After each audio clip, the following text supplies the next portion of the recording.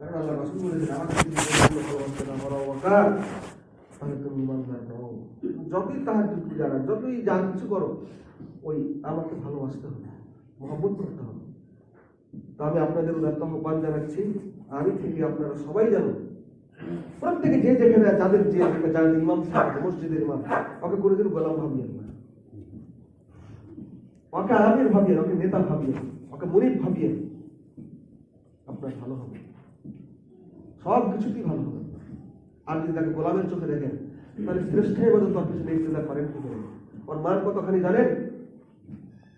সুবহান রাব্বিয়াল আলা, আমি যখন বলি 10 বার, 3 বার বলে দিলে তো উঠে যাওয়া যায়, 3 বার পড়া হলে তো উঠে যাওয়া হয়।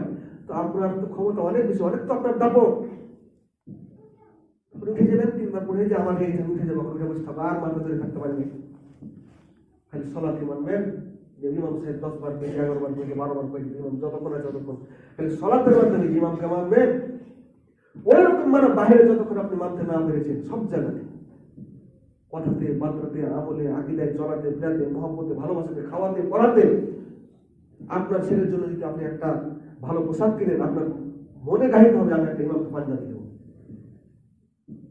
এই মহব্বত, এই ভালোবাসা যতদিন আপনার ভিতরে সৃষ্টি না হবে, ওর পিছনে একটু নামাজ হবে না।